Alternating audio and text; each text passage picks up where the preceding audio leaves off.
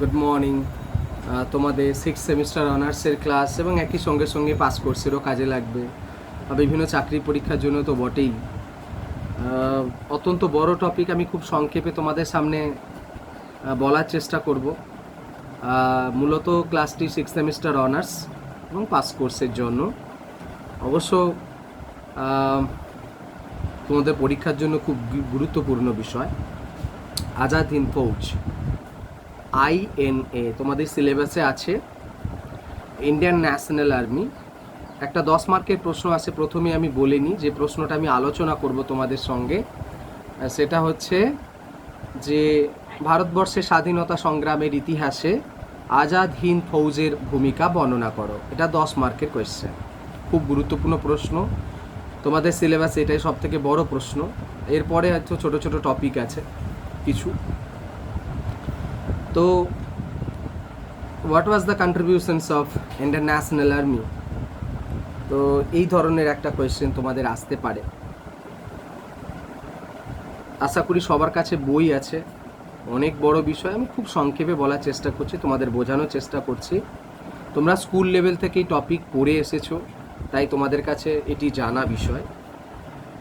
আর যে মানুষটির কথা, আইএনএ পড়তে গিয়ে যে মানুষটির নাম ওতপ্রোতভাবে জড়িত আইএনএর সঙ্গে, তিনি হলেন সুভাষচন্দ্র বসু। আমরা সুভাষচন্দ্র বসু ছোটোবেলা সম্পর্কে আমি বিশেষ ডিটেলসে যেতে চাইছি না, আমরা সবাই কম বেশি জানি। তবে আমি যে যে জিনিসগুলোর কথা বলবো ছোট্ট ছোট্ট করে একটু বলে নিই, না বললেই নয়। কারণ আজাদ হিন্দ ফৌজ এবং সুভাষচন্দ্র বসু একে অপরের সঙ্গে ওতপ্রোতভাবে জড়িত।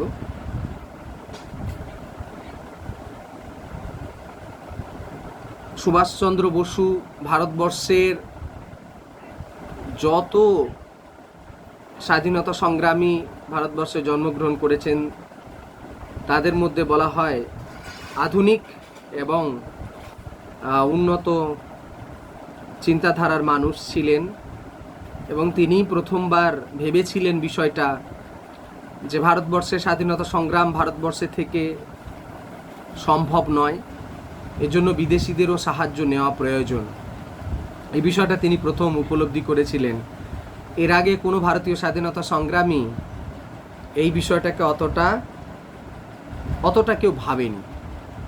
ওকে, আমরা জানি যে সুভাষ বসু ICS পরীক্ষায় পাস করছেন, যেটা খুব কঠিন পরীক্ষা থাকতো, এবং চাকরি না নিয়ে তিনি তার সারা জীবন ভারতের স্বাধীনতা সংগ্রামের জন্য কাটিয়ে দিয়েছেন। এই যে অধ্যায়টা রয়েছে, সেই অধ্যায়টার এটা নেতাজি সুভাষচন্দ্র বসুর জীবনের দ্বিতীয় পার্ট। প্রথম পার্টটাতে আমরা দেখতে পাবো যে, খুব সংক্ষেপে একটু বলে নিই, প্রথমে তিনি লন্ডন থেকে পাশ করে আসছেন, তারপর চাকরি নিচ্ছেন না, তারপরে ভারতবর্ষের স্বাধীনতা সংগ্রামে অংশগ্রহণ করছেন। তিনি প্রথমে কলকাতার মেয়র হচ্ছেন, তারপরে কংগ্রেসের সভাপতি হচ্ছেন, 37-38 সালে দুবার হচ্ছেন, এবং তারপরে মহাত্মা গান্ধীর সঙ্গে মনোমালিন্য, মহাত্মা গান্ধীর সঙ্গে সুভাষ বসুর যে মতবিরোধের একটা কারণ তোমাদের আমি স্পষ্ট করে বলে নিই। মহাত্মা গান্ধী তো অহিংসার পূজারী ছিলেন।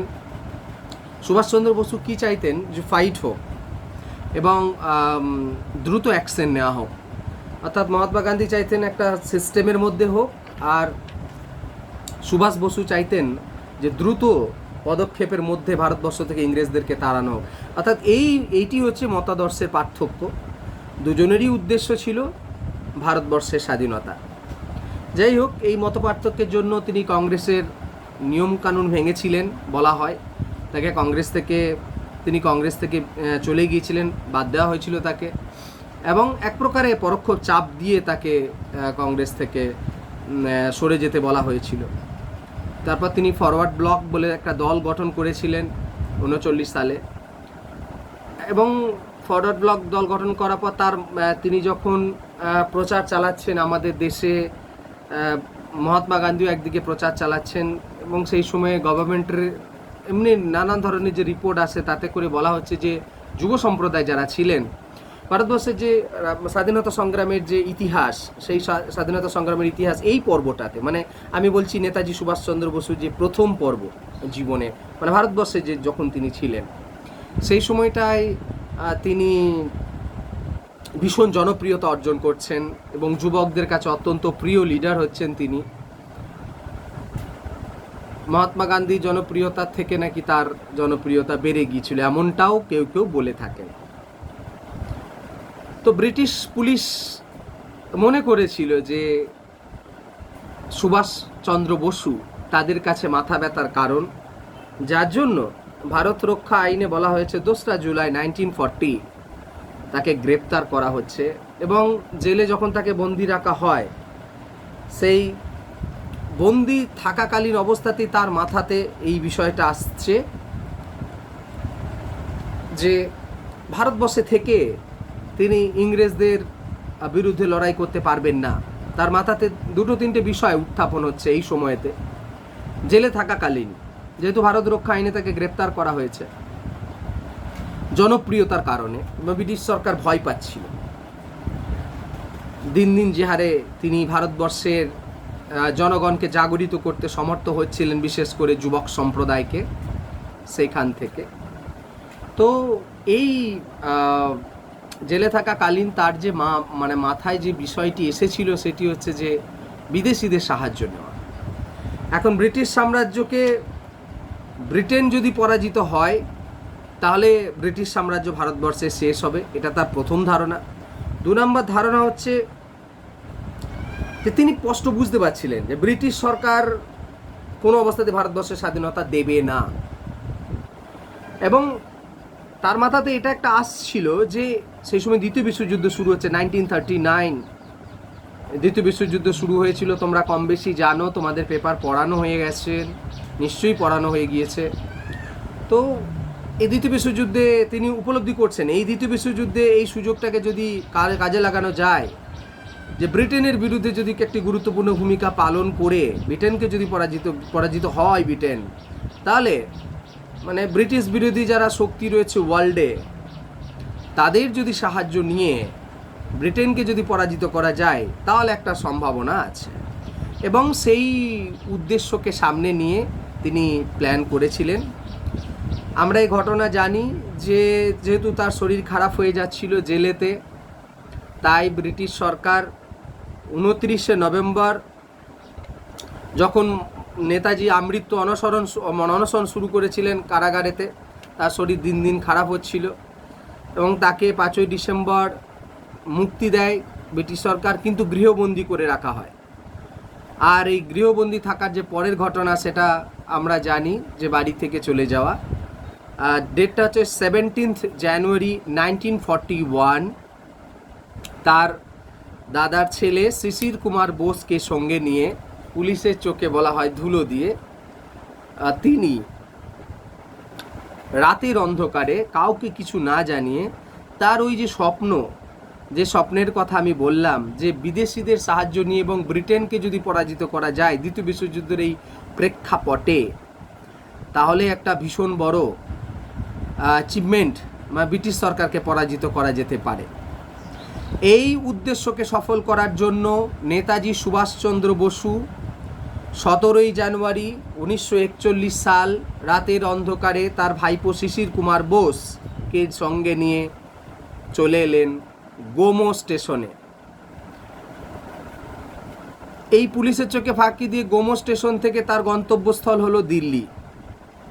দিল্লিতে পৌঁছালেন দিল্লিতে রাতের অন্ধকারে যে ট্রেনে চেপে পৌঁছালেন দিল্লিতে ট্রেনে চাপার পর তারপর তিনি ফ্রন্টিয়ার মেল একটি ট্রেন ধরলেন। তার পরবর্তী গন্তব্যস্থল হলো পেশোয়ার, পাকিস্তান বর্তমানে। পেশোয়ারে গিয়ে পৌঁছে তারপর তিনি পৌঁছালেন কাবুলের পথ ধরে, কাবুলের যে ইতালি দূতাবাস, মানে যেটাকে ফরেন অফিস ছিল ইটালির, সেখানে পৌঁছালেন। আমি ডিটেলসে যাচ্ছি না, তোমরা বইতে পড়বে, খুব ইন্টারেস্টিং জার্নি রয়েছে।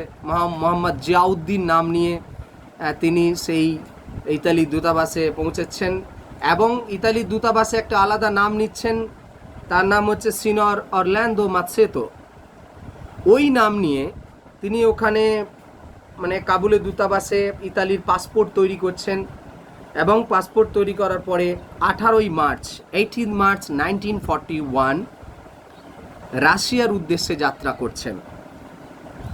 এবং এই যে গুরুত্বপূর্ণ যাত্রাপথটা, অর্থাৎ গোমো স্টেশন থেকে দিল্লি, দিল্লি থেকে পেশোয়ার, পেশোয়ার থেকে কাবুল, কাবুল থেকে রাশিয়া, এই গুরুত্বপূর্ণ পথেতে বলা হয় 2-3 জন সঙ্গী তার সঙ্গে সাথ দিয়েছিলেন। একজন হচ্ছেন মিয়া আকবর শাহ, অক্ষর সিং চিমা আর ভগত রাম তলোয়ার। বিশেষ করে এই কাবুলের ওই পথটাতে ভগত রাম তলোয়ারের সহযোগিতায় তিনি ওই রাস্তাটা থেকে অতিক্রম করেছিলেন। এবং ভগত রাম তলোয়ারের একটা লিখিত বই আছে, আমি বইটার নাম বলছি, তোমরাও বইয়েতে পাবে, the তলোয়ার্স of Pathaan land and সুভাষচন্দ্রস great escape. এখানে তার যে মস্কো পৌঁছানোর যে চরম যে উত্তেজনাময় যে কাহিনী, সেটা তিনি বর্ণনা করেছেন।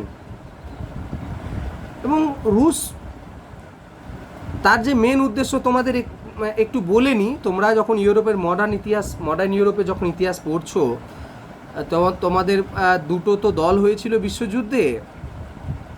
একটা দল ছিল আমেরিকা, ইংল্যান্ড, ফ্রান্স, আর একটা দল ছিল জার্মানি, রাশিয়া, ইটালি। তো তাই ইতালি সাহায্য নিয়ে, যেহেতু ইংল্যান্ডের বিপক্ষে তো ইতালি, তাই তিনি ভালোভাবে প্ল্যান করেছিলেন যে সাহায্যটা নেবেন কার, প্রথম সাহায্য চাইবেন তিনি রাশিয়ায়। যেমন তার প্ল্যান, তাহলে 18 মার্চ তিনি রাশিয়ার উদ্দেশ্যে রওনা দিচ্ছেন এবং রাশিয়ায় পৌঁছে ভারতবর্ষের এই যে রুশ সাহায্য প্রয়োজন, তার জন্য তিনি তৎকালীন রাশিয়ার যিনি রাষ্ট্রপ্রধান, রাষ্ট্রনায়ক জোসেফ স্ট্যালিন, তার সঙ্গে দেখা করছেন। কিন্তু স্ট্যালিনের সঙ্গে যখন তিনি সাক্ষাৎ করে, তখন তিনি বুঝতে পারলেন যে ভারতবর্ষের স্বাধীনতাকে নিয়ে স্ট্যালিনের সেভাবে আগ্রহ নেই এবং জার্মানি নাকি রাশিয়াকে যে কোনো সময় আক্রমণ করতে পারে। যদিও জার্মানির সাথে রাশিয়ার অনাক্রমণ চুক্তি আছে, তা সত্ত্বেও স্ট্যালিন অনুভব করেছিলেন যে হিটলার মনে হয় ওই অনাক্রমণ চুক্তিটাকে ক্রস করবেন এবং তিনি আক্রমণ করেন, অর্থাৎ স্ট্যালিন বুঝতে পেরেছিলেন। তো সেই জন্য স্ট্যালিন ইংল্যান্ডের পক্ষে যাবে বলেন এমন একটা মতামত তার সম্ভাবনা ছিল, যার জন্য নেতাজি সুভাষ বসু স্ট্যালিনের সঙ্গে কথা বলে বুঝতে পেরে গিয়েছিলেন যে রাশিয়ার সাহায্য তিনি পাবেন না। তার ফলে 28 মার্চ রাশিয়ার থেকে প্লেনে করে তিনি পৌঁছালেন বার্লিনে।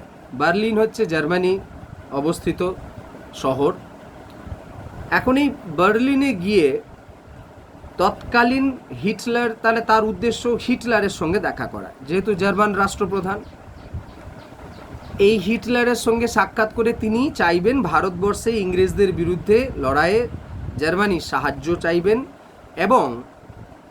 এবং ভারতবর্ষ থেকে ব্রিটিশদের তাড়াতে চায়। এই প্রকল্প নিয়েই তৎকালীন হিটলারের বিদেশমন্ত্রী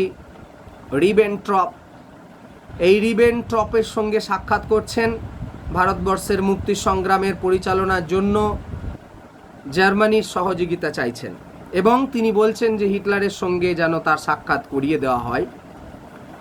তো হিটলারের এবং তিনি একটা স্মারকলিপি পর্যন্ত রেডি করছেন যে কি কারণে তিনি জার্মানির সহযোগিতা চান এবং তার যে ভবিষ্যৎ পরিকল্পনা, সেই পরিকল্পনাটা কি তিনি ব্যক্ত করছেন। তার যে এই স্মারকলিপি, মেমোরেন্ডামে যে বক্তব্য রেখেছিলেন, তার যে প্ল্যান, সেই প্ল্যানেতে তিনি বলছেন যে আমার উদ্দেশ্য ইউরোপে একটি স্বাধীন ভারত সরকার স্থাপন করা। 2, বলছে যদি এই যুদ্ধে ভারত জয়লাভ করে বা এই যে জার্মানি নেতৃত্বাধীন যে জোট বিশ্বযুদ্ধে চলছে ইংল্যান্ডের বিরুদ্ধে, যদি জয়লাভ করে তাহলে ভারতকে স্বাধীনতা দেওয়া হবে এবং সেই প্রতিশ্রুতি মতো জার্মানি, ইটালি প্রভৃতি স্বাধীন দেশের সঙ্গে ভারত বিভিন্ন প্রকার চুক্তি করবে। 2 নাম্বার। 3 নাম্বার, জার্মানি থেকে একটি বেতার কেন্দ্র মানে রেডিও স্টেশন স্থাপন করা হবে, যেখানে ব্রিটেনের বিরুদ্ধে নানান প্রকার বক্তব্য, নানান প্রচার চালানো হবে। তাহলে একটা রেডিও স্টেশন স্থাপন করা হবে কোথায়? জার্মানি, বার্লিনে। এবং সুভাষ বসুর আর একটা প্ল্যান এই স্মারকলিপিতে তিনি জানিয়েছিলেন যে যারা জার্মানির হাতে বন্দী ভারতীয় সেনারা রয়েছেন তাদের নিয়ে তিনি একটি সেনাবাহিনী গড়ে তুলবেন, যে সেনাবাহিনীটা এই যে স্বাধীন সরকার বার্লিনে হবে বা ইউরোপের বাইরে হবে, সেটা তিনি মানে এই সেনাবাহিনী হবে তার মূল সেনাবাহিনী, যেটা এই সরকারের জন্য তো তারা কাজ করবে। এবং ভারতবর্ষের যে বর্ডার ফ্রন্টিয়ার এলাকাগুলো রয়েছে, বিশেষ করে আফগানিস্তানের বর্ডার এলাকাটা হবে ভারতবর্ষ এবং ইউরোপের মেন যাতায়াতের মূল কেন্দ্র। আর একটা কথা এই স্মারকলিপিতে, যেটা তিনি হিটলারের কাছে জমা দিচ্ছেন, স্মারকলিপিতে তিনি বলেছেন যে এই যে স্বাধীন ভারত সরকার হবে, বাইরে বিদেশে প্রতিষ্ঠা হবে, তার তো টাকা পয়সা লাগবে। বলছে আপাতত যতদিন না পর্যন্ত ইংল্যান্ড ভারত ছেড়ে যাচ্ছে ততদিন পর্যন্ত এই টাকাটা এই সমস্ত বিজয়ী দেশগুলোর থেকে ধার নেবে ভারত। যখন স্বাধীন হয়ে যাবে তখন ভারতবর্ষ সুদসহ এই যুদ্ধের শেষে ভারত গভর্নমেন্ট যেটা তৈরি হবে ভারতে, সেটা দিয়ে দেওয়া হবে। ভারতবর্ষের এই যে প্ল্যান, সুভাষ বসু এবং সুভাষ বসুর সঙ্গে হিটলারের সাক্ষাৎ হলো। তো এই সুভাষ বসুর সঙ্গে সাক্ষাৎ হওয়ার পর হিটলারের সঙ্গে যে প্ল্যানের কথাবার্তা তিনি, আমি যে প্রস্তাবগুলোর কথা বললাম, সেই সাক্ষাৎ হওয়ার পর হিটলারের সেইভাবে হ্যাঁ এই বক্তব্যটা তিনি হিটলারের কাছ থেকে পেলেন না। তবে তার যে পরিকল্পনামূলক যে কাজ, সেই কাজ কিন্তু তিনি জার্মানিতে বসে কিন্তু শুরু করলেন। এখন 1941 সালে তিনি 2রা নভেম্বর ভারতবর্ষের জন্য জার্মানির বার্লিনে ফ্রি ইন্ডিয়া সেন্টার, স্বাধীন ভারত সংঘ বলে একটি সেন্টার স্থাপন করলেন, যার কাজ হচ্ছে জার্মানিতে বসে তিনি ভারতবর্ষের স্বাধীনতার জন্য নানান কর্মকাণ্ড সম্পন্ন করবেন। তোমাদের বলেনি, এই জার্মানির বার্লিনে থাকাকালীন সুভাষ বসু যখন একের পর এক ভারতের স্বাধীনতার জন্য নানান পরিকল্পনা করছেন, সেই সময় কিছু মানুষের সঙ্গে সুভাষ বসুর পরিচয় হয়েছিল। তারা হলেন নামবিয়ার, গণপুলে, আবিদ হাসান, গিরিজা মুখার্জি, M.R. ব্যাস। এনারা নেতাজির সহযোগী হিসেবে বার্লিন শহরে কাজ করছিলেন। এবং সেখানেতে বলা হচ্ছে যে 3টে রেডিও স্টেশন মোটামুটিভাবে স্থাপন করা হচ্ছে। একটা ভারতের স্বাধীনতা সংগ্রামের জন্য Azad Hind radio, national Congress radio এবং আজাদ মুসলিম রেডিও। এইগুলোর মাধ্যমে নানান ভাষায় নানান প্রোগ্রাম, নানান ভাষণ প্রদান করা হচ্ছে। ফার্সি, পুস্ত, গুজরাটি, ইংলিশ, বাংলা, হিন্দি, এ সমস্ত ভাষায় প্রোগ্রাম প্রচার করা হচ্ছিল। এবং জার্মানি এবং ইংরেজি ভাষায় পত্রিকা প্রকাশ করা হচ্ছিল। আজাদ হিন্দ নামে একটি পত্রিকা, যেটা তাদের সরকারের যে ফ্রি ইন্ডিয়া যে সেন্টার, সেই সেন্টারের উদ্দেশ্য কি, তারা কি চাইছেন এই বিষয়ে তারা বক্তব্য প্রচার, সুভাষ বসু বক্তব্য প্রচার করতেন এই পত্রিকার মাধ্যমে, আজাদ হিন্দ পত্রিকা। এই সময় তার যে মেমোরেন্ডাম তিনি যে স্মারকলিপি দিয়েছিলেন, সেই পরিকল্পনা অনুযায়ী উত্তর আফ্রিকায়, নর্থ আফ্রিকা থেকে জার্মানি জয়লাভ করার পর নর্থ আফ্রিকা, জার্মানিতে উত্তর আফ্রিকা যে সমস্ত ভারতীয় বন্দীদেরকে, বিশেষ করে ভারতীয় সেনারা যারা বন্দী হয়েছিলেন জার্মানির হাতে, তাদের মধ্য থেকে অতি অল্প সেনা নিয়ে কথা মতো 1941 সালের সেপ্টেম্বর মাসে নেতাজি সুভাষচন্দ্র বসু জার্মান সরকারের সরাসরি আপত্তি থাকা সত্ত্বেও একটি সেনাবাহিনী গঠন করলেন।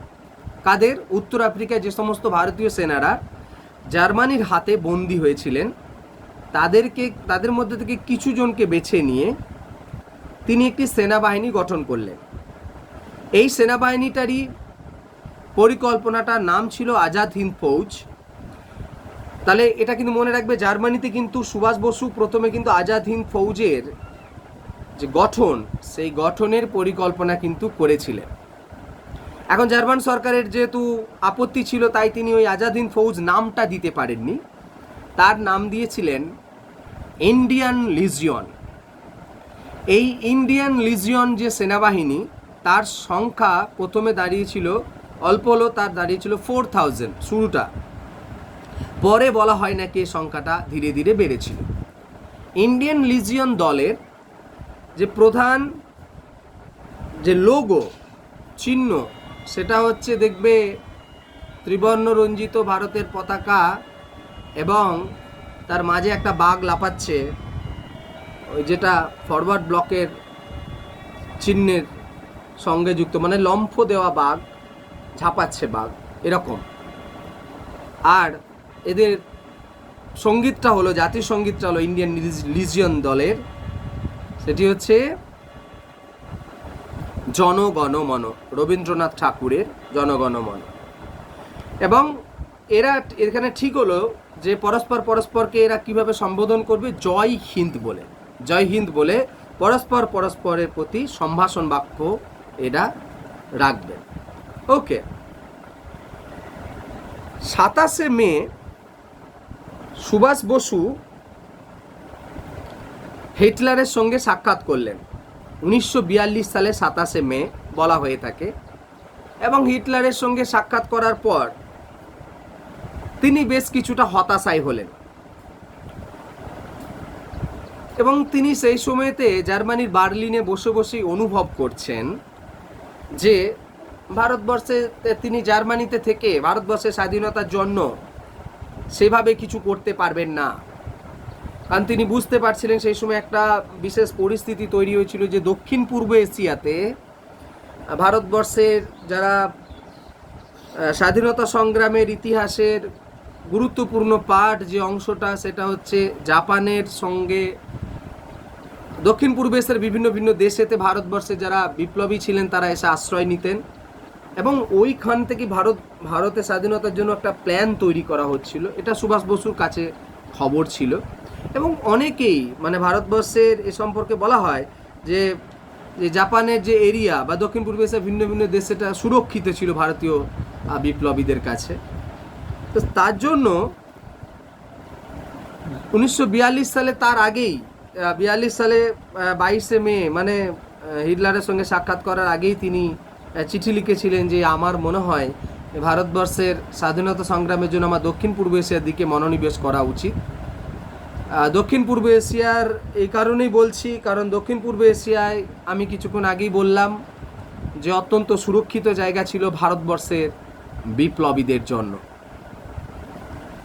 সেই হিসেবে তিনি জাপানের কথা ভাবছেন যে দক্ষিণ পূর্ব এশিয়ায় তিনি চলে আসবেন। এমত অবস্থায় জাপানে কিছু ঘটনা ঘটছে যেগুলো নেতাজিকে সেই সময়ে জাপানের প্রতি আকৃষ্ট করছে যাওয়ার জন্য। আমাদের বলি, এই সময় দক্ষিণ পূর্ব এশিয়ায় বেশ কিছু ভারতীয় বিপ্লবীদের নাম পাওয়া যাচ্ছে যারা ভারতবর্ষে অলরেডি ভারতের বাইরে সাহায্য নিয়ে ব্রিটিশ গভর্নমেন্টের বিরুদ্ধে ভারতবর্ষে তারা স্বাধীনতা সংগ্রামে ঝাঁপিয়ে পড়তে চান। তার মধ্যে অন্যতম ছিলেন রাসবিহারী বসু, বাবা অমর সিং, বাবা ওসমান খান এবং স্বামী সত্যানন্দ পুরী। এর মধ্যে রাসবিহারী বসু ছিলেন এদের সব থেকে অগ্রগণ্য এদের মধ্য থেকে, এবং রাসবিহারী বসুকে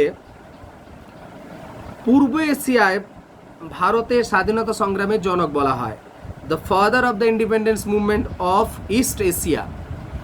কারণ ভারতবর্ষের রাসবিহারী বসুর উদ্যোগেই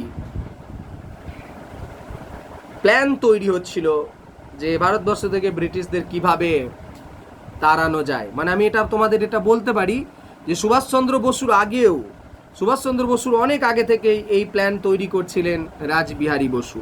মানে সুভাষচন্দ্র বসুর অনেক আগে তার এই ভাবনা কিন্তু মাথায় এসে গিয়েছিল, এবং সুভাষ বসুর তো এই যে কার্যকলাপ সেটা রাসবিহারী বসুর মাথাতেও ছিল। ওকে, সুভাষ বসুর এই রাসবিহারী বসুর সম্পর্কে এবার একটু শিফট হয়ে যায় যে সুভাষ বসু তাহলে জার্মানিতে বসে জাপানে আসার কথা ভাবছেন, মানে তিনি নজর রাখছেন। এমত অবস্থায় রাসবিহারী বসুই প্রথম পরিকল্পনা করেছিলেন যে ভারতবর্ষের বিরুদ্ধে, ইংরেজ সরকারের বিরুদ্ধে লড়াই করতে গেলে একটি বড় সেনা দরকার, যারা বাইরে থেকে আক্রমণ করবে ভারতকে এবং ভারতবর্ষ থেকে ব্রিটিশ সরকারের ভিতকে কাঁপিয়ে দেবে এবং তাদেরকে তারা সরে চলে যেতে বাধ্য হবে। যেমন পরিকল্পনা তার সেই প্রেক্ষাপটটাও তৈরি হয়েছিল।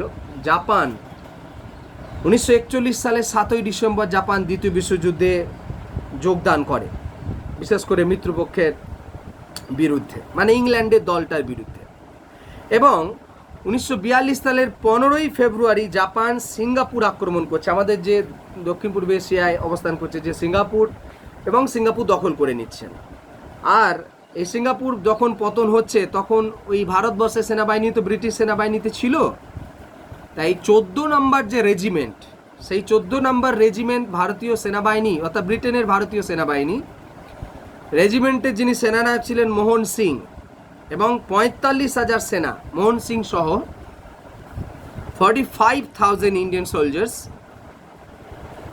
কে জাপান গভর্নমেন্ট বন্দি করে জাপানে নিয়ে আসে। ভারতবর্ষে সেনাবাহিনীদের এই যে দুর্দশা, পিছনে একটা বিশেষ বড় কারণ ছিল। তারা হতাশা হয়ে পড়েছিলেন একটা বিশেষ কারণে, সেটা হচ্ছে যারা ব্রিটেনের সেনাবাহিনী ছিল, ওই যারা জাপানের সঙ্গে সিঙ্গাপুর দখল করাকে কেন্দ্র করে জাপান ইংল্যান্ডের মধ্যে যে লড়াইটা হয়েছিল, সেই লড়াইয়ে যারা ইংল্যান্ডের সেনাবাহিনী ছিলেন তাদের ইংরেজ সরকার তাদেরকে সুরক্ষিত অবস্থায় নিয়ে গিয়েছিলেন। আহত অবস্থায় যারা হয়েছিলেন তাদেরকে সুচিকিৎসার ব্যবস্থা করেছিলেন এবং নিয়ে গিয়েছিলেন সেফ জাহাজে করে। কিন্তু ভারতবর্ষের সেনা যারা ছিলেন ওখানে তাদের কোনো গুরুত্ব দেয়নি। অর্থাৎ সেই নিয়ে ব্রিটিশ সরকারের প্রতি ভারতবর্ষের যে সেই সময়ের যে সেনাবাহিনী তারা কিন্তু বিক্ষুব্ধ ছিলেন। যেটা আমি বলছি মানে ক্যাপ্টেন মোহন সিংয়ের যে নেতৃত্বে যে 45,000 সোলজার্স, সেই সোলজার্সের কথা বললাম, অর্থাৎ তাদের মধ্যে ক্ষোভ ছিল। এই অবস্থায় রাসবিহারী বসু এই সমস্ত সেনাদেরকে নিয়ে এবং ক্যাপ্টেন মোহন সিংকে সামনে রেখে একটা বিরাট বড় ভারতীয় সেনাবাহিনী গঠন করার পরিকল্পনা করলেন। 1942 সালের 28শে মার্চ তার উদ্যোগে জাপানে, রাসবিহারী বসুর উদ্যোগে 28 মার্চ 1942 রাসবিহারী বসুর উদ্যোগে জাপানের টোকিও শহরে ভারতবর্ষে দক্ষিণ পূর্ব এশিয়ায় যারা প্রবাসী ভারতীয় রয়েছেন তাদের জন্য একটি সম্মেলনের আয়োজন করেছিলেন, এবং ওই সম্মেলনেতেই তিনি প্রতিষ্ঠা করলেন একটি সংগঠন, যে সংগঠনটির নাম Indian independence League. Indian independence League, এই ইন্ডিয়ান ইন্ডিপেন্ডেন্স লীগ বাংলায় যাকে আমরা ভারতীয় স্বাধীনতা সংঘ, এইখানেতেই তিনি ঘোষণা করছেন যে 1942 সালের 15 জুন 1942 থাইল্যান্ডের ব্যাংকক শহরে ভারতবর্ষের মানুষদের নিয়ে তিনি একটি পরবর্তী বিশাল জনসমাবেশ করছেন। এই জনসমাবেশেরই সভাপতিত্ব করছেন রাসবিহারী বসু, এবং ভারতবর্ষের ইন্ডিয়ান ইন্ডিপেন্ডেন্স লীগ গঠন করছেন। ইন্ডিয়ান ইন্ডিপেন্ডেন্স লীগ এই থাইল্যান্ডের এই ব্যাংকক শহরে ইন্ডিয়ান ইন্ডিপেন্ডেন্স লীগ, ভারতীয় স্বাধীনতা সংঘ অর্থাৎ ইন্ডিয়ান ইন্ডিপেন্ডেন্স লীগ, তিনি ঘোষণা করছেন যে এই লীগের প্রথম কাজই হচ্ছে স্বাধীনতা অর্জনের ব্যাপারে জাপানের সহযোগিতা লাভ করা। অর্থাৎ তিনি ঘোষণা করলেন এই সম্মেলনেতে যে জাপানের সহযোগিতা নিয়ে আমরা ভারতবর্ষের স্বাধীনতা সংগ্রামের জন্য কাজ করব। অর্থাৎ এই প্রথমবার তিনি জাপানের সহযোগিতার কথা বললেন, এবং তিনি মনে রাখবে থাইল্যান্ডের এই ব্যাংকক শহরেতেই তিনি ঘোষণা করেছিলেন। কে? রাসবিহারী বসু, যাকে আমরা দক্ষিণ পূর্ব এশিয়া স্বাধীনতা সংগ্রামের জনক বললাম। এই রাসবিহারী বসুই যিনি ঘোষণা করছেন যে এর জন্য আমাদের একটি বড় সেনাবাহিনী গঠন করা দরকার এবং এটি আমরা গঠন করব। ওই যে বললাম 45,000 ওই যে ব্রিটেনের যে জাপানের হাতে পরাজিত সেনাদের নিয়ে তিনি ভারতবর্ষের স্বাধীনতা সংগ্রামের জন্য একটি বিরাট বড় সেনাবাহিনী গঠন করার পরিকল্পনা ঘোষণা করলেন।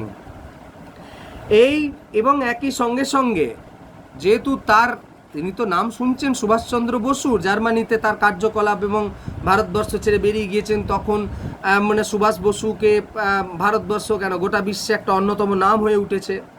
সুভাষ বসুকে জাপানে আসার জন্য আমন্ত্রণ জানালেন এবং প্রধানমন্ত্রী তোজো, জাপানের প্রধানমন্ত্রী তোজো এই প্রস্তাব যেহেতু রাখলেন, রাসবিহারী বসু এই প্রস্তাবগুলো কিন্তু সমর্থন জানালেন। আর 1942 সালের 1 সেপ্টেম্বর 25,000 সেনাকে নিয়ে 1942 সালের 1 সেপ্টেম্বর 25,000 সেনাকে নিয়ে তৈরি হলো আনুষ্ঠানিকভাবে আজাদ হিন্দ বাহিনী। আজাদ হিন্দ বাহিনী তৈরি হওয়ার সঙ্গে সঙ্গে শুরু হলো ভারতবর্ষের স্বাধীনতা সংগ্রামের ইতিহাস। এটা আস্তে আস্তে 25,000 থেকে সংখ্যাটা বাড়লো 40,000। তাহলে তোমরা একটা জিনিস স্পষ্ট করে এখানে বুঝতে পারলে যে ভারতবর্ষের স্বাধীনতা সংগ্রামের যে গুরুত্বপূর্ণ যে সেনাদল ভূমিকা পালন করে সেটি হচ্ছে আজাদ হিন্দ ফৌজ, এবং এই আজাদ হিন্দ ফৌজের গঠনটা হয়েছিল মানে রাসবিহারী বসু নেতৃত্বে, এবং রাসবিহারী বসুর নেতৃত্বে এই আজাদ হিন্দ বাহিনীর কন্ট্রোল পরবর্তীকালে সুভাষ বসুর হাতে এসেছিল। ওকে, তাহলে কার নেতৃত্বে গঠিত হলো? রাসবিহারী বসুর উদ্যোগে তৈরি হলো এই, এবং ক্যাপ্টেন মোহন সিং তিনি হলেন এর সেনাপ্রধান। এবং এই যে আজাদ হিন্দ ফৌজ তৈরি হলো, এর যে লক্ষ্যটা হলো যে ঐক্য, ইউনিটি, আত্মবিশ্বাস, সেলফ কনফিডেন্স এবং বলিদান, আত্মবলিদান, দেশের স্বাধীনতা সংগ্রামের জন্য নিজের জীবনকে বলি দিতে প্রস্তুত, এই তিনটে আদর্শকে সামনে রেখে আজাদ হিন্দ ফৌজ তার কার্যকলাপ শুরু করলো। এখন আজাদ হিন্দ ফৌজের প্রথম দিকের অ্যাক্টিভিটি এই পর্বটাতে, যতদিন পর্যন্ত সুভাষ বসু জাপানে আসছেন না, এই পর্বটাতে অ্যাক্টিভিটি সেভাবে কম ছিল, যার জন্য ক্যাপ্টেন মোহন সিং এবং নিরঞ্জন সিং গিল বলে এরা জাপানের এই গভর্নমেন্টের বিরুদ্ধে কথাবার্তা বলছিলেন, যার জন্য এদেরকে বলা হয় গ্রেপ্তারও করা হয়েছিল, যে আপনারা কাজ করতে দিচ্ছেন না ভারতীয় সেনাবাহিনীকে, এরকম টাইপের আর কি। তো ভারতবর্ষের ইতিহাসে আজাদ হিন্দ ফৌজের ইতিহাসে যে দ্বিতীয় পর্যায়টা, সেটা শুরু হচ্ছে সুভাষ বসু যখন জাপানে এসে পৌঁছাচ্ছেন। কীরকম? 1943 সালের 9 ফেব্রুয়ারি সুভাষচন্দ্র বসু জার্মানি থেকে তার একজন সঙ্গী আবিদ হাসানকে সঙ্গে করে নিয়ে সাবমেরিন জাহাজে জার্মানি থেকে যাত্রা শুরু করলেন জাপানের উদ্দেশ্যে। কারণ রাসবিহারী বসু তো ওনাকে আমন্ত্রণ জানিয়েছেন এবং মঞ্চ তৈরি, রেডি, সেনাবাহিনী রেডি, আশা অপেক্ষা, এবং শুধু তিনি দায়িত্ব নেবেন এবং বাকি প্ল্যান তিনি করবেন। টাইমটা বলা হয় যে প্রায় 3 মাস টাইম লেগেছিল, কয়েক হাজার মাইল তিনি ক্রস করছেন। 9 ফেব্রুয়ারি শুরু করছেন এবং পৌঁছাচ্ছেন 13 মে, 13 মে। 9 ফেব্রুয়ারি শুরু করেছিল এবং 13 মে তিনি জাপানের টোকিও শহরে এসে পৌঁছাচ্ছেন, এবং তৎকালীন জাপানের যিনি প্রধানমন্ত্রী তিনি তোজো, এই যে কথা বললাম হিদেকি তোজো, এই হিদেকি তোজো সুভাষ বসুকে অভ্যর্থনা দিচ্ছেন এবং সর্বতোভাবে তাকে সাহায্য করার জন্য আশ্বস্ত করছেন। এবং সেটা জাপানের যে পার্লামেন্ট, সেই পার্লামেন্টে বিলও পাস করাচ্ছেন যে ইংরেজদের বিরুদ্ধে সুভাষ বসু নেতৃত্বে যে লড়াই চলছে, ভারতবর্ষের স্বাধীনতা সংগ্রামের লড়াই যে চলবে, তাকে জাপান সরকার পূর্ণ সমর্থন জানাচ্ছেন। অর্থাৎ এই যে সুভাষ বসুর জাপানেতে এসে উপস্থিতি হওয়ার সঙ্গে সঙ্গে যেন দক্ষিণ পূর্ব এশিয়া যারা সাধারণ জনগণ, বিপ্লবী যারা এসেছিলেন, তারা অত্যন্ত উত্তেজিত হয়ে পড়েন এবং আনন্দে উৎফুল্ল হয়ে পড়েন। তারা অনুভব করতে শুরু করেন যে ভারতবর্ষে এবারে কিছু একটা, ভারতবর্ষে ইংরেজদের বিরুদ্ধে লড়াইয়ে একটা যেন কোথাও আশার আলো দেখতে পেতে শুরু করলেন। 1943 সালে 4 জুলাই 1943 সালে 4 জুলাই সিঙ্গাপুর বিশাল জনসমাবেশ আয়োজন করা হয়েছে। এই জনসমাবেশটার আয়োজন করার পিছনের উদ্যোক্তা ছিলেন রাসবিহারী বসু, এবং রাসবিহারী বসু ইন্ডিয়ান ইন্ডিপেন্ডেন্স লীগের হেড। এই ইন্ডিয়ান ইন্ডিপেন্ডেন্স লীগের সমস্ত দায়িত্ব এই জনসভাতে সুভাষ বসুর হাতে তুলে দিলেন, এবং 25 অগস্ট সুভাষ বসুর হাতে আনুষ্ঠানিকভাবে রাসবিহারী বসু আজাদ হিন্দ ফৌজেরও দায়িত্ব তুলে দিলেন। এবং তিনি,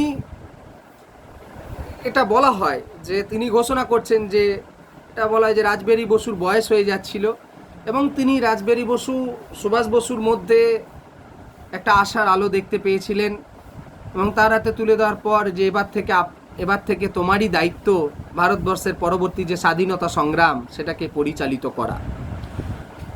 সেনাবাহিনীর আমূল পরিবর্তন এবং পুনর্গঠনের কাজ রাসবিহারী বসু সুভাষ বসুর হাতে তুলে দিলেন, এবং তুলে দেওয়ার পর সুভাষ বসু এই যে আজাদ হিন্দ ফৌজ, দলে দলে মানুষ যোগদান করছেন, নারী পুরুষ বালক সমস্ত মানুষেরা যোগদান করার জন্য মুখিয়ে রয়েছেন, এবং অচিরে প্রায় বলা হচ্ছে যোগদান করার জন্য রেডি, এবং প্রায় 50,000 50,000-এরও মতো সেনাবাহিনী সংখ্যাটা হয়ে গেল সুভাষ বসুর। এবং সেখানে একটা অদ্ভুত বৈশিষ্ট্য লক্ষ্য করা গেল, এখানে আর হিন্দু মুসলিম জাতপাত ব্যাপার নেই, জাতি ধর্ম বর্ণ নির্বিশেষে সবাই এই আজাদ হিন্দ ফৌজের সমর্থনের জন্য এগিয়ে আসছেন, এবং প্রত্যক্ষ পরোক্ষভাবে তারা সবাই আজাদ হিন্দ ফৌজের এই যে গঠন তার পার্ট হতে চাইছেন, যেটি ভারতবর্ষের স্বাধীনতা সংগ্রামের জন্য যে প্ল্যান করা হয়েছে ঝাঁপিয়ে পড়ার জন্য। তো সুভাষ বসু এই আজাদ হিন্দ ফৌজের 6টা ব্রিগেডের ভাগ করে দিয়েছিলেন, বলা হয়ে থাকে 6টা ব্রিগেড, যেটা রেজিমেন্ট বলে না, সেই রেজিমেন্ট।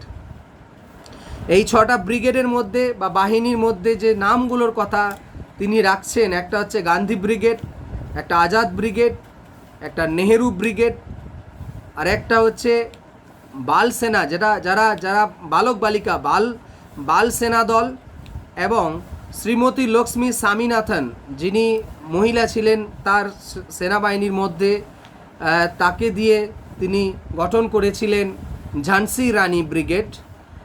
আর নিজের নামে সেনাবাহিনীর লোকজন নিজের নামে তার একটা ব্রিগেড গঠন করে দিয়েছিলেন, সেটি হচ্ছে সুভাষ ব্রিগেড। তো এই 6টা ব্রিগেড এই আজাদ হিন্দ ফৌজের মধ্যে গঠিত হলো। তোমাদের একটা কথা বলতে ভুলে গেছি, সেটা বলে নিই। এই যে আমরা সুভাষ বসুকে নেতাজি বলে নাম বলে ডাকি, এই নামটা ওই জার্মানিতে যখন ইন্ডিয়ান লিজিয়ন যে দলটা তৈরি হয়েছিল, ওই ইন্ডিয়ান লিজিয়ন দলের মেম্বার্সরা দিয়েছিলেন, তাকে নেতাজি বলে সম্বোধন করতেন। তাহলে নেতাজি নামটা কিন্তু সেই তখন থেকে নেতাজির সঙ্গে যুক্ত হয়েছিল। তাহলে গঠন হয়ে গেল, এবং তিনি তার যে সহযোগীদের নিয়ে এই আজাদ হিন্দ ফৌজ ভারতবর্ষে কীভাবে কাজ করবে তার প্ল্যান তিনি তৈরি করলেন।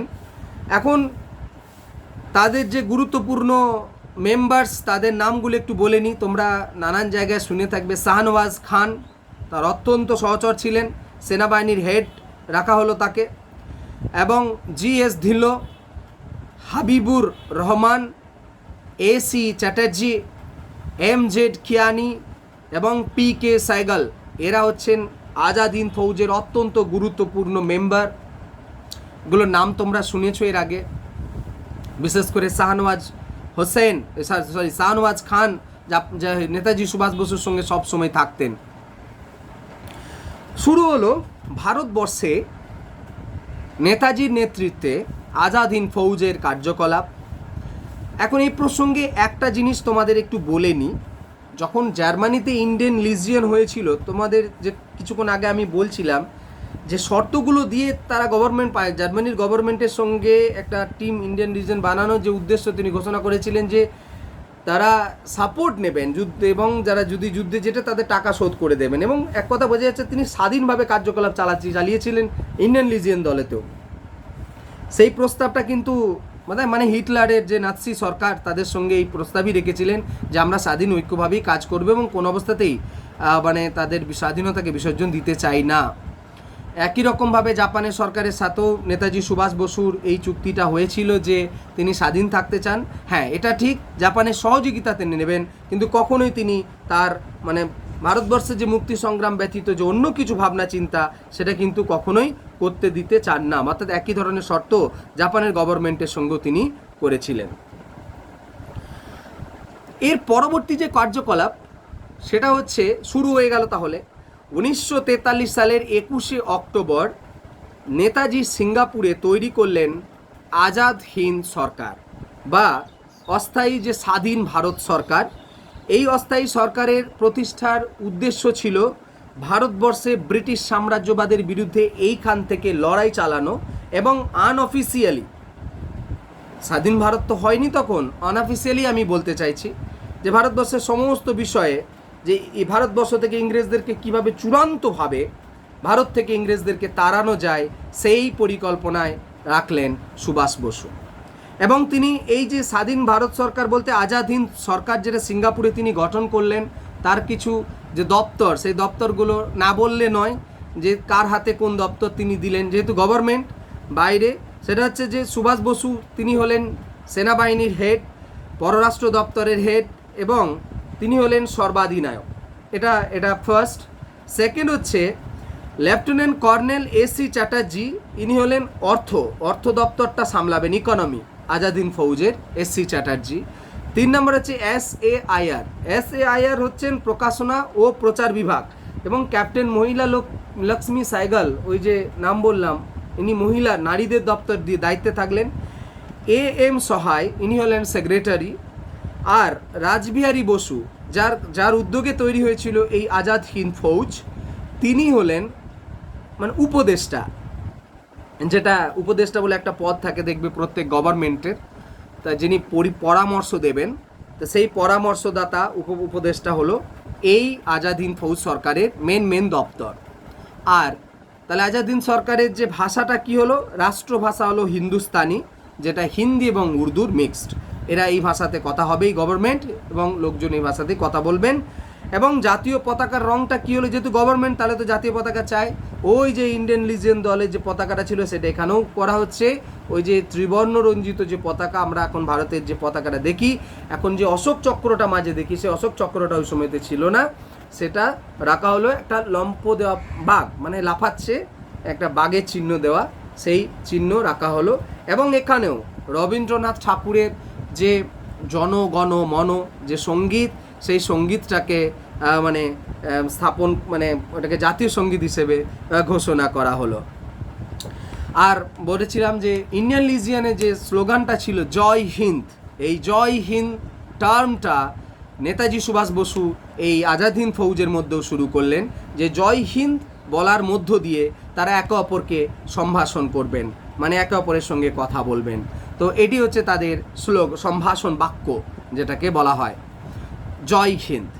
তো এইভাবেই ভারতবর্ষের বাইরে তিনি পরিকল্পনা শুরু করলেন এবং সংগ্রামের অঙ্গ হিসেবে তিনি কি করছেন, সিঙ্গাপুর, রেঙ্গুন, সাইগন, ব্যাংকক প্রভৃতি স্থানে তিনি রেডিও স্টেশন শুরু করলেন। তার রেডিও স্টেশনে তিনি এবং নানান পত্রপত্রিকা, দৈনিক এবং সাপ্তাহিক একটা দুটো পত্রিকা তিনি ছাপা শুরু করলেন, প্রচার কার্য শুরু করলেন। এবং বলা হয়ে থাকে যে এই যে গভর্নমেন্টটা সিঙ্গাপুরে হলো, অর্থাৎ আজাদ হিন্দ সরকার, বিশ্বের বেশ কয়েকটা দেশ, 9টা রাষ্ট্র সমর্থন জানিয়েছিল, তার মধ্যে জাপান, থাইল্যান্ড, জার্মানি, ইটালি মতো প্রায় 9টা দেশ এই সরকারকে সমর্থন জানিয়েছিল। এবং 6ই নভেম্বর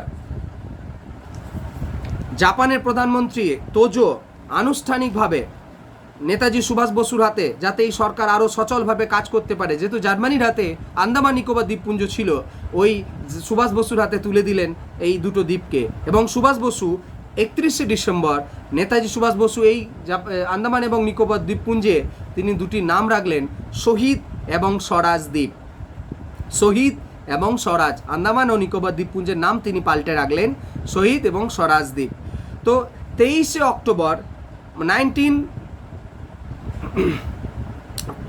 1943 23শে অক্টোবর যেটা তিনি পরিকল্পনাটা তৈরি করলেন সেটা হচ্ছে যে আজাদ হিন্দ সরকার এই প্রথমবার আজাদ হিন্দ ফৌজকে সঙ্গে নিয়ে অফিসিয়ালি, মানে এতদিন পর্যন্ত তো তিনি প্ল্যান তৈরি করলেন, এবার কি করলেন অফিসিয়ালি ডিক্লেয়ার করছেন, ঘোষণা করছেন যে আজাদ হিন্দ সরকার এবং তার যে ফোর্স আজাদ হিন্দ মানে বাহিনী অফিসিয়ালি 1943 সালের 23শে অক্টোবর আজাদ হিন্দ সরকার ব্রিটেন ও মার্কিন যুক্তরাষ্ট্রের বিরুদ্ধে যুদ্ধ ঘোষণা করলো, অর্থাৎ যুদ্ধ ঘোষণা করছে। অফিসিয়াল ডেটটা হচ্ছে 23শে অক্টোবর।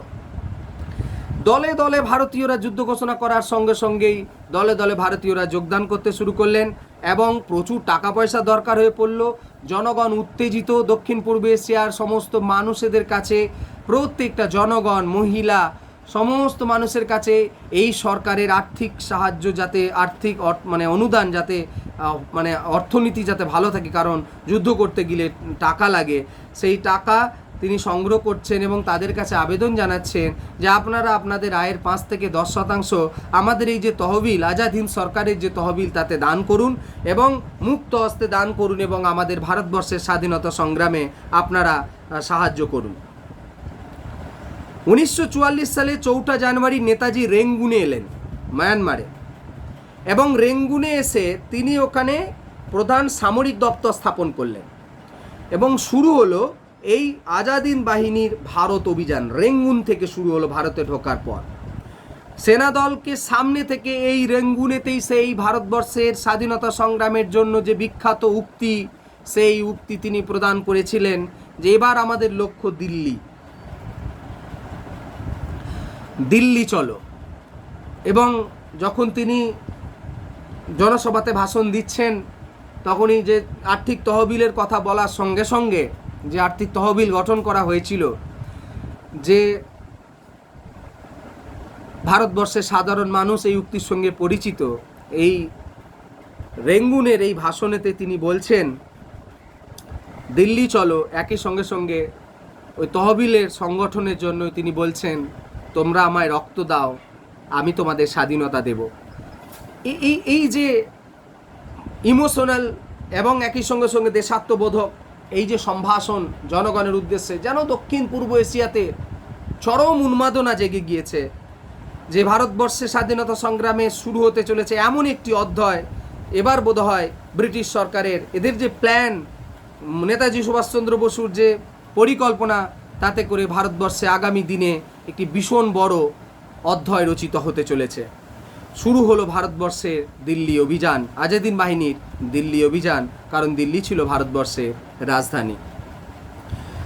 ছোট ছোট কিছু করে ঘটনাগুলো বলে নিই, কারণ আমরা জানি যে 1944 সালে 4 ফেব্রুয়ারি নেতাজি সুভাষচন্দ্র বসুর আজাদ হিন্দ ফৌজ প্রথমে যে এলাকাটাকে দখল করলো তার জায়গাটার নাম হচ্ছে আরাকান প্রদেশ।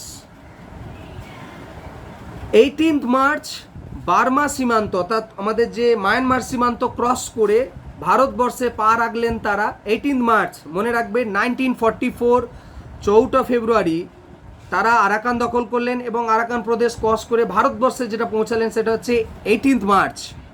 18 মার্চ তারা পৌঁছাচ্ছেন এবং আজাদ হিন্দ বাহিনী ভারতবর্ষের তাদের যে উদ্দেশ্য একের পর এক অঞ্চলকে দখল করে তারা দিল্লির উদ্দেশ্যে যাবেন, সেই রাস্তা তারা প্রথমবার ভারতে পৌঁছালেন 18 মার্চ 1944।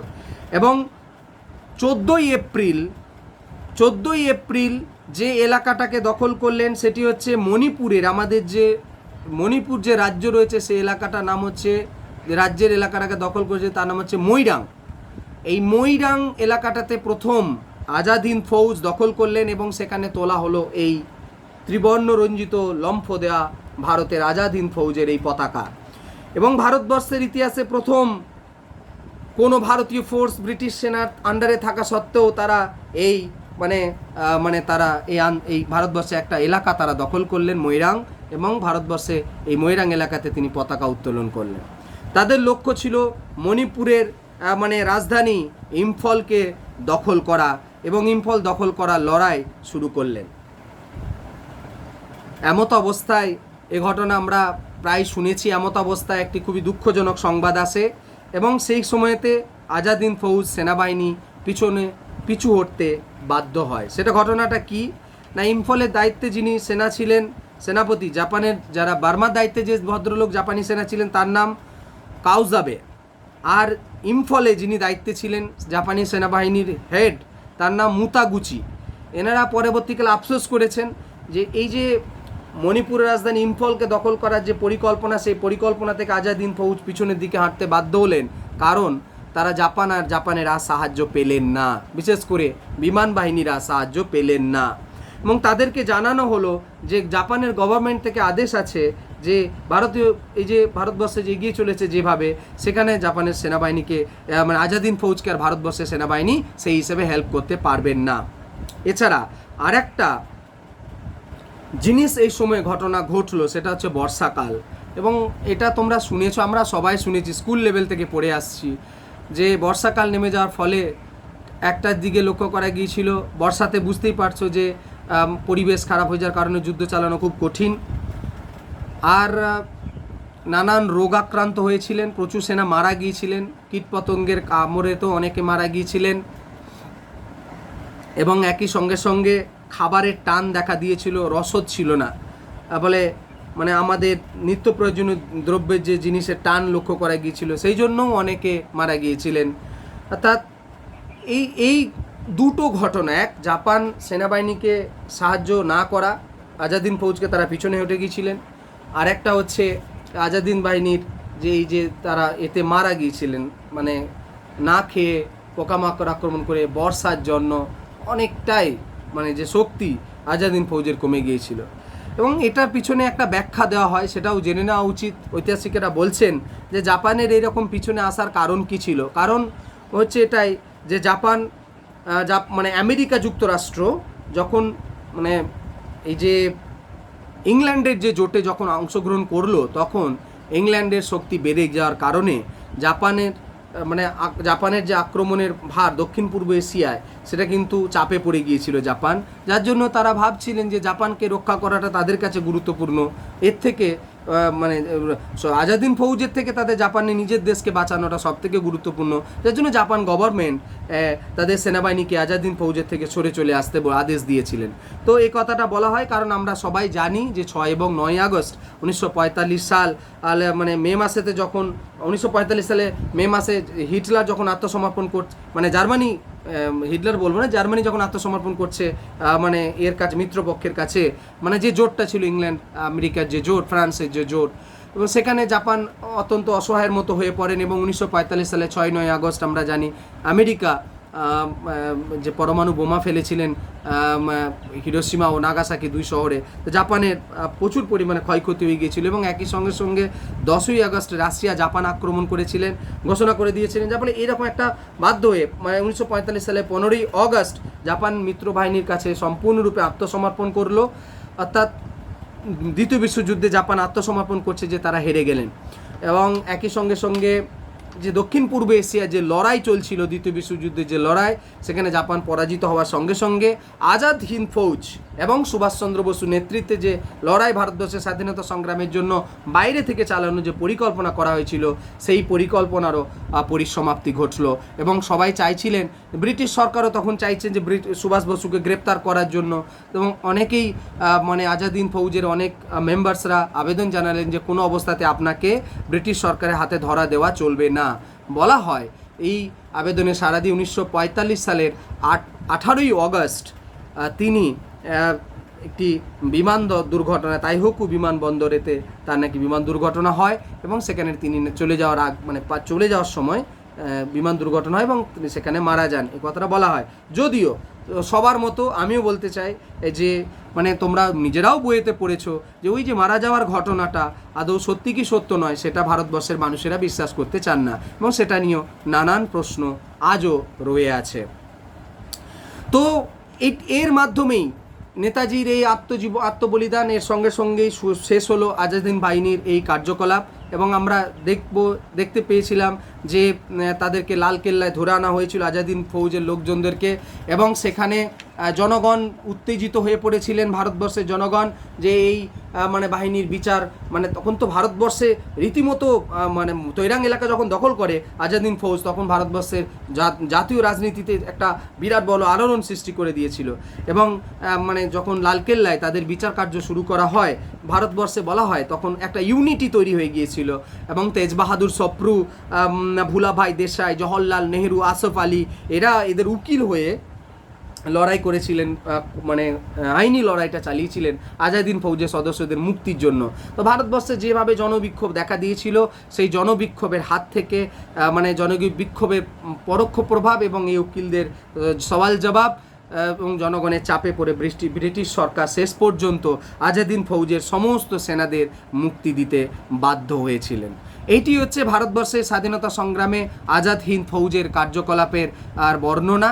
তোমাদের এক্সামেতে 10 মার্কের একটা কোয়েশ্চেন করতে হবে।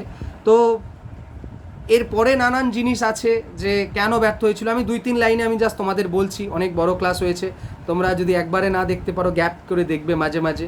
তো এই আজাদিন ফৌজ কেন ব্যর্থ হলো তার 2-3টে কারণের কথা বলা হয়ে থাকে। 1, জাপানের সহযোগিতা না পাওয়া, 2, রসদ না পাওয়া, আর 3, এটা বলা হয়ে থাকে ভারতবর্ষে যদি সেই সময় কোনো জাতীয় সংগ্রাম হতো তাহলে কি বলতো, ব্রিটিশ সরকার মানে যৌথভাবে তাহলে কিন্তু এটা লড়াইয়ে ব্রিটিশ সরকার বাধ্য হতো, টেনশনে পড়ে যেতেন। সেরকম কোনো অভ্যুত্থান ভারতবর্ষে এই সময় তো ঘটেনি। আর সবথেকে বড় কথা হচ্ছে যে মানে জাপানের সেনাবাহিনীর ভেতরে তো অন্তর্ঘাত শুরু হয়েছিল। আমি যেটা বলছি তোমাদের, যে জাপানের অসহযোগিতা, এটা একটা বড় মানে বড় সমস্যার কারণ হয়ে দাঁড়িয়েছিল। আর একটা ঐতিহাসিকরা বারবার বলেন যে জাপানের সহযোগিতা নেওয়া, পরনির্ভরশীলতা সুভাষ বসুর এই আজাদিন ফৌজের পতনের একটা বড় কারণ ছিল, কারণ তার সবটাই নাকি জার্মানির উপর নির্ভরশীল ছিলেন। তো জার্মানির ওপরই নির্ভরশীল থাকার কারণে যখন জাপানের উপর নির্ভরশীল থাকার কারণে জাপান যখন তার সঙ্গ ছেড়ে দিলেন, সেই সময় তিনি আর আজাদিন ফৌজ আর নিজেকে সামলাতে পারলো না। অর্থাৎ এই যে মানে জাপানের ওপরে সম্পূর্ণ নির্ভরশীলতাটাও নাকি আজাদিন ফৌজের একটা বড় পতনের কারণ। তা বলে কি ভারতবর্ষের ইতিহাসে আজাদিন ফৌজের গুরুত্ব কমে যায়? না, আজাদিন ফৌজের অবদান, আজাদিন ফৌজের গুরুত্ব ভারতবর্ষের ইতিহাসে, স্বাধীনতা সংগ্রামের ইতিহাসে সারা জীবন, যতদিন ভারতবর্ষ থাকবে ততদিন মনে থাকবে।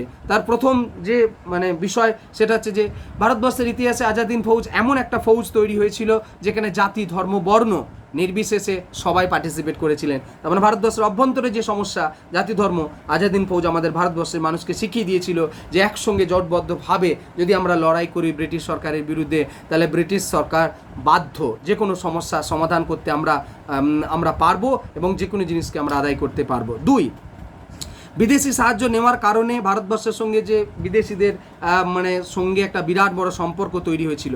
দেখো, ভারতবর্ষ শুধু নয়, ভারতবর্ষের বাইরে যারা বিদেশিদের, যারা যেমন আমেরিকা, ফ্রান্সের সাহায্য নিয়েছিলেন তাদের স্বাধীনতা সংগ্রামের জন্য, ইতালি মানে ভিক্টর তৃতীয় ইমানুয়েলের সাহায্য নিয়েছিলেন প্রাশিয়া। তো এই বিষয়গুলো ভারতবর্ষ তাই করেছিল, আজাদিন ফৌজও তাই করেছিল, তাদের সাহায্যের জন্য জাপানের সাহায্য নিয়েছিলেন ভারতের স্বাধীনতা সংগ্রামের জন্য। যার ফলে এটা ভাবা ভুল যে বিদেশিদের সাহায্য নেওয়াটা খারাপ ছিল, কিন্তু বিদেশের সঙ্গে ভারতবর্ষের সম্পর্ক যে ব্যাপারটা সেটা কিন্তু মজবুত হয়েছিল আজাদিন ফৌজের পরেই। এবং একই সঙ্গে দেখতে পাওয়া যায় যে সবাই অংশগ্রহণ করেছেন। আজাদিন ফৌজের যে টোটাল স্ট্রাকচার যদি দেখি, সবাই তহবিল তৈরি করেছেন, অর্থাৎ এটা একটা গণ আন্দোলন, যেটা ভারতবর্ষের আগে গণবাহিনী এইরকম পরিকল্পনা এর আগে কখনো তৈরি হয়নি। আর নেতাজি সুভাষচন্দ্র বসু যে জিনিসটা করতে পেরেছিলেন সেটা হচ্ছে ভারতবর্ষের এই যে ইস্যু, ভারতবর্ষে যে স্বাধীনতা চায়, ভারতবর্ষে একটা স্বাধীন দেশ হতে চায়, এত জনগণ, এত জনসাধারণ, এই ব্যাপারটা সুভাষ বসু এটা করতে পেরেছিলেন। এই ঘটনার পর গোটা বিশ্ব জুড়ে বিভিন্ন দেশ, চীন, আমেরিকা পর্যন্ত ভারতবর্ষের সমর্থনের দিকে মানে আত্মনিয়ন্ত্রণের প্রতি সমর্থন তারা জানিয়েছিল। আর সব থেকে বড় কথা হচ্ছে যে জিনিসটা আজাদিন ফৌজ করে গিয়েছিলেন সেটা হচ্ছে পরোক্ষভাবে ব্রিটিশ শাসনের ভিতকে কিন্তু নাড়িয়ে দিয়ে গিয়েছিলেন। কারণ আমরা এরপরেই দেখতে পাই আমরা ভারতবর্ষের স্বাধীনতা সংগ্রামের ইতিহাসে যে ভারতবর্ষের যে সেনাবাহিনী, বিশেষ করে নৌবাহিনী, যে কোনো সেনাবাহিনীকে তারা সাহস জুগিয়ে গিয়েছিলেন যে তারা একতাবদ্ধভাবে যদি লড়াই করে তাহলে ভারতবর্ষে ব্রিটিশ সরকার থাকবে না। অর্থাৎ এই যে মানে বিষয়টা ভারতীয় সেনাবাহিনীর মধ্যে আজাদিন ফৌজ কিন্তু দিয়ে গিয়েছিল। তাই মানে এই কথাটা মনে করা হয় যে ভারতবর্ষের যে স্বাধীনতা সংগ্রামের ইতিহাসে ব্রিটিশ সরকারও এবার উপলব্ধি করতে পারছিলেন যে ভারতবর্ষের দিন প্রায় আসন্ন। কারণ ক্লেমেন্ট এটলি গভর্নমেন্টের পক্ষ থেকে যখন তিনি মন্ত্রী মিশন পাঠাবেন বলে ভারতবর্ষে ঠিক করছে 1946, এবং তখন পরবর্তীকালে ক্লেমেন্ট এটলি ব্রিটিশ প্রধানমন্ত্রী বলেছিলেন যে ভারতবর্ষে এই মন্ত্রী মিশন পাঠানো এবং ভারতবর্ষের শাসনভার ফিরিয়ে দেওয়ার যে পরিকল্পনা আমার মাথায় এসেছিল তার সবথেকে বড় কারণ ছিল আজাদ হিন্দ ফৌজের এই কার্যকলাপ, যেটা ভারতবর্ষের সমস্ত মানুষ, সমস্ত সেনাবাহিনী সবাইকে জাগরিত করে দিয়েছিল। এবং এটার ঘোষণার পিছনে আজাদ হিন্দ ফৌজেরই নাকি তার গুরুত্বপূর্ণ ভূমিকা পালন করেছিল। তাই ভারতবর্ষের স্বাধীনতা সংগ্রামের ইতিহাসে আজাদ হিন্দ ফৌজের অবদান কোনো দিনই ভুলে যাওয়ার নয়। ওকে, তোমাদের বইয়েতে সবার বইয়েতে পেয়ে যাবে এই টপিক। আমি আমার মতো করে বোঝানোর চেষ্টা করলাম, তো তোমরা একটা 10 মার্কের কোয়েশ্চেন করে রেখো। আজকের মতো ক্লাস এখানেই শেষ করলাম। নমস্কার।